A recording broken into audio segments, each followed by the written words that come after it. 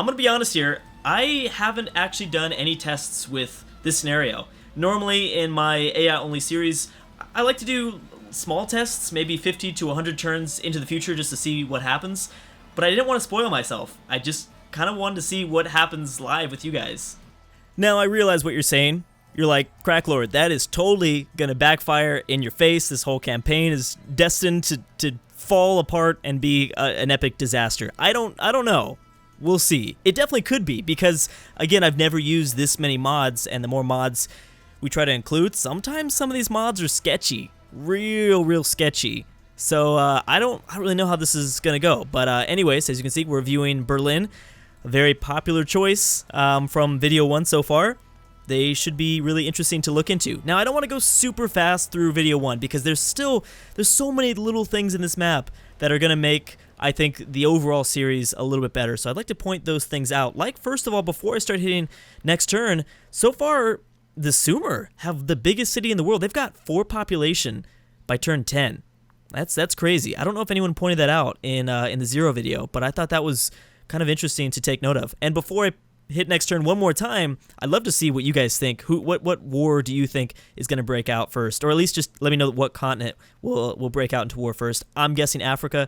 It'll be Africa, or I think Asia. But then again, I think the New World could surprise us, especially here with Washington, Richmond, and Austin, Texas, the CSA, and Lincoln's America all close by together. So anyways, here we go. It shouldn't take too long before the first wars start to break out, but the interesting thing to look into, at least at this part in the series, is the settlers. The settlers and the second city are really going to be, of course, there's no city raising. So I feel like those first initial wars aren't even as important as those second cities. Everyone loves to make fun of me for that. I always say those second cities. It doesn't make any sense. I realize that. Drew and Cracklord totally realizes second city is probably not the correct grammars that I should be using. Is that the first Pantheon? Yes, it is. And it was founded by Nigeria. Cool. But yeah, that second city is going to be interesting to look into. And I'll probably miss it too, to be honest. I will totally miss it. Something else, a lot of people were picking Shanu and the Chukchi, which is kind of interesting because the only reason why I thought they did well last time around was because, well, first of all, the Chukchi had the New World here that was completely empty. That's not the case anymore, and actually they're in an even rougher spot than before. Although, remember, the Chukchi do get a nice tundra bonus, but I don't think they're going to do nearly as well as they did last time. As well as the Shanu could do well, but I think with all these Russias, as well as with Kazakhstan and I'm blanking on these guys, Kazan here, it's going to be tough. Japan now with the next Pantheon. Kind of interesting. I think that we should separate the subcontinent of India from Asia, though. If you think the subcontinent of India will break out into war first, then that's a little bit different. One thing I didn't get to mention in video 0 was that there are some regions of the map where, because they're so closely compacted, they might not ever consolidate, which I think is an interesting thing to ask yourself. Sometimes some really tightly compacted places like the Middle East usually has a lot of CIVS, or like Europe, sometimes powers never rise up there because they're never able to take over everybody, or it just takes a long time till the late game until they have the units. That could be the same scenario we see play out in this region. Same thing that goes for Africa and things like that. So I'm curious to see how that's going to work. And instead of just hitting next turn, especially because I don't know why my freaking hotkey doesn't work. I don't know why next doesn't work. It's weird to me. I don't know if it's all the mods that I'm using or what, but we're just going to go into ultra fast mode, and we're going to go right here. Boom. Golden Age, my non-existent submarine empire is now in a golden age. I'd love to see if anyone finds that golden age. I'm sorry, the submarine that I put. It's actually not even that big of a question. It's not even that hard of a question. I always put it in the same place every single time. So we have the Nazis already with tons and tons of units, multiple warriors, and 3 archers. I don't know how they got up 3 archers. That's really crazy. I'm loving the Byzantium and Roman colors. Not really used to these kind of dark. What is this? I don't know what color this is. I was going to say something really dumb. I was going to say, is that magenta? I didn't watch enough Blue's Clues as a kid, so, you know, my knowledge of the color palette is so poor. So poor. Okay, Spain's got the first, at least from what I see from the minimap. I think they might have this first next settlement. From the minimap, it's kind of tough to say. Actually, no. Boom. California. Yes, my home state. I can't believe I went with, you know, Japan and California are probably going to be pretty big rivals, and I just went with Japan in Video Zero. What was I thinking? Jeez, Drew, you just not even representing. Where am I from? I'm from California. That's so bad. Let's check on the kind of the Pacific civs. Boom. Looks like these guys in Australia will get up a settler very soon. Get up a second city, I should say. We already got a sham scout looking at Indonesia. And that's really what everybody from South Asia has to do. From Indochina and the subcontinent of India, they've got to start colonizing these islands. And I think that we could see a really strong campaign from Chola. Again, I don't know if this is called Chola, but from Chola and Burma, especially the Champa. Oh, boom, Burma's already got their second city too. That's pretty fast. Pantheons being founded everywhere. Again, religion does have a pretty big role in these series because there can only be 7 religions founded. I need to look into if there's a way to get more religions. That would be awesome. Instead of like 7, I think 10 would be a little bit more fair. That way, at least, you know, 1 out of 6. Yeah, 1 out of 6. Is that the math? I think my math is right. Maybe, I don't even know. We've got Kiev moving out towards the west, moving a little bit closer to Nazi Germany. Also, Sweden should have a very interesting campaign too. He's going to be by himself, and yeah, he can go settle Norway now. By the time he's ready for his 3rd city, I think that he'll probably discover the coast of Northern Europe, so he'll be pretty good. Guarantee one of these 2 civs will kill each other. Guaranteed. That's the thing about these modded civs, is sometimes they're like really aggressive. Some of them are really, really aggressive because usually modded civs in general have like war bonuses. So in general, modded civs like to go to war even more than some of the vanilla ones. Like Sweden, the vanilla Sweden in Civ 5 didn't really do all that much war, although he's been doing pretty well, I will say that. As of like the last 2 series, Sweden's been doing really good. Alright, so France has settled a city right along kind of Brittany, the Brittany region. And if Queen Victoria doesn't get up a settler, I bet you Ireland goes to somebody else. It could go to Lincoln, for all we know. Like, it totally could. Great library has been built. Very cool. It could totally go to Lincoln. CSA already with that. That's good to see. Montgomery got founded. It's good to see the CSA settling. That's why I used a different one. I'm pretty sure this is a different one. A different mod. For some reason, the Confederate States before weren't doing nothing. They weren't doing jack. They were just sitting there. So, this should be pretty interesting. Chinook moving around the Sioux.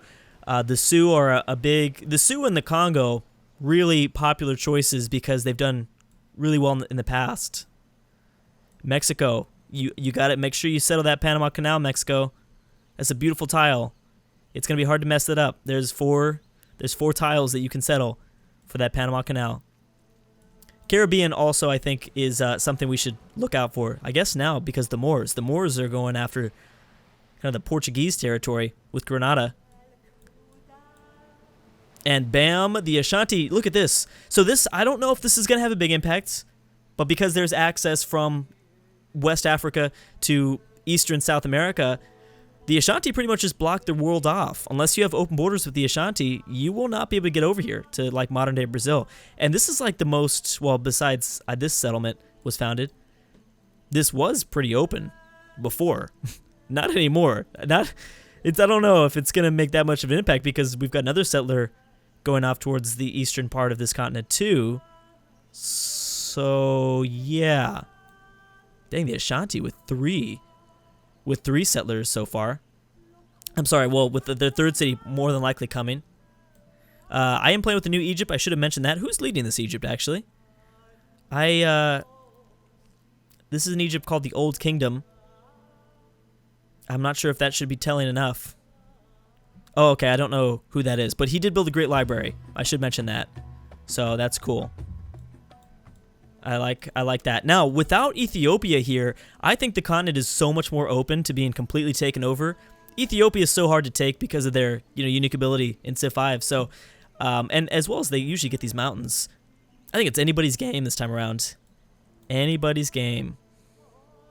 Some of these new modded civs are settling a lot faster than the older ones. Oh, I would love to see a strong... I forgot to mention that. I'd love to see a strong Oman.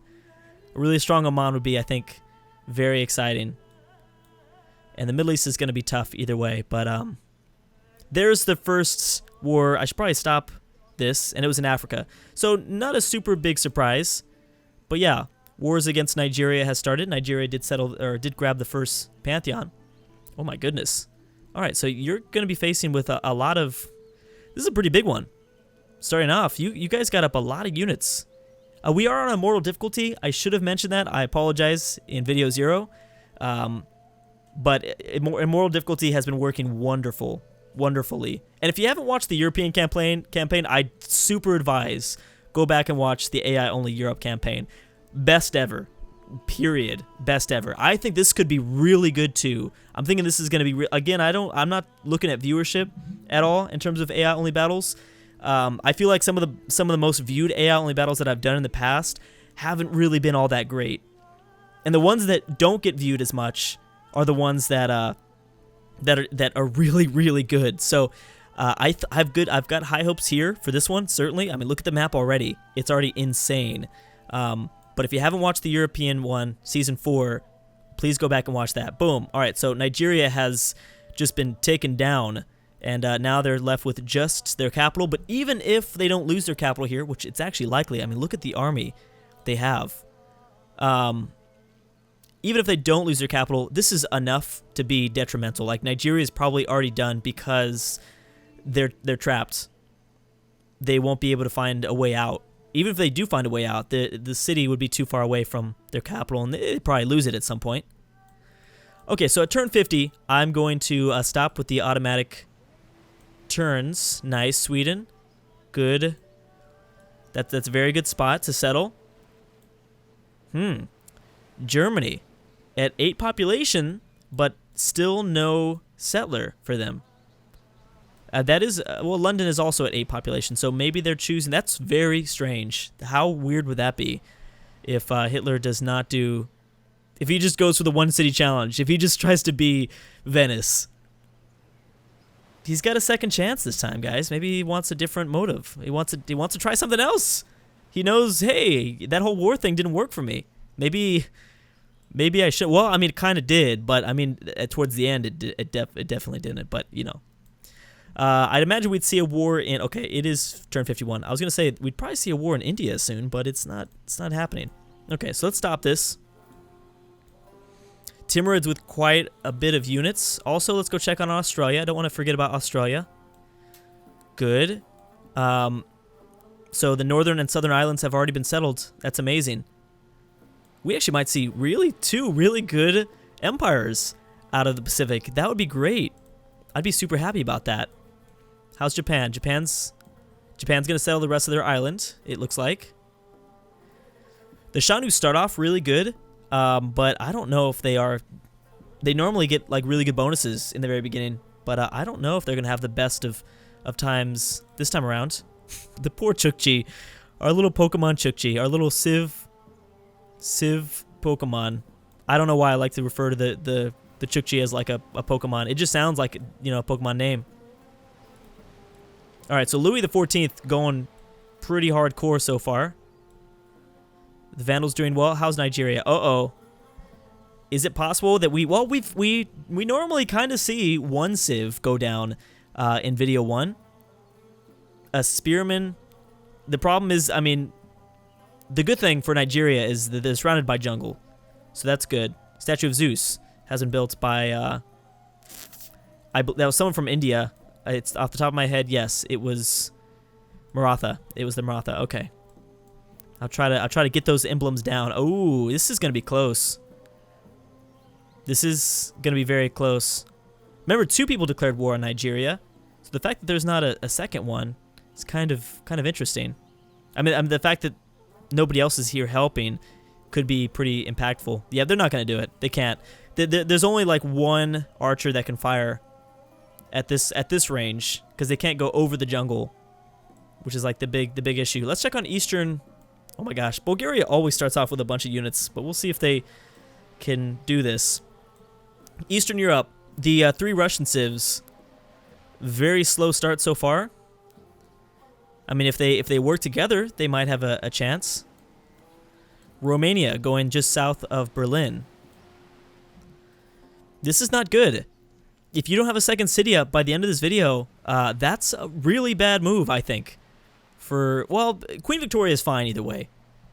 Although they need automatically, if you pick the British, you got to be careful because you've got 2 French cities now that are coastal, which means those are going to be harbor cities. I'd be careful. The French will be that threat to the British Isles. It looks like.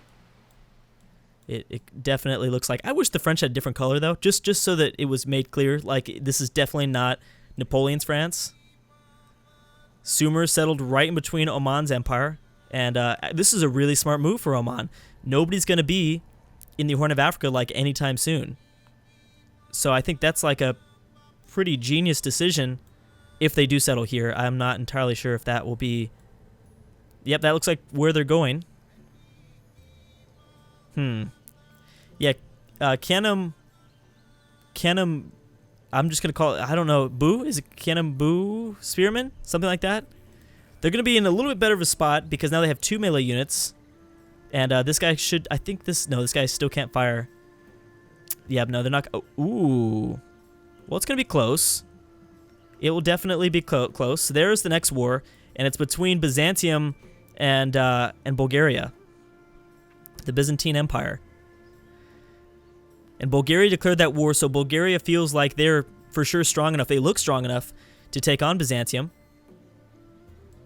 I love that Rome settled across the Adriatic Sea. Just brings these two even closer together. Oh man, Bulgaria looks scary. But this is what happens. Bulgaria always does this, and we haven't really seen a strong campaign from Bulgaria because usually this tactic doesn't necessarily work for them. They always build up a bunch of units without settling a second city, and it's always tough. Especially attacking Constantinople is always Constantine. I'm thinking of comic books. Well, first of all, there's this river here now. Second of all, there's no melee boats. You can't take the city. Even when Byzantium runs out of units completely, you're not going to be able to take the city without boats.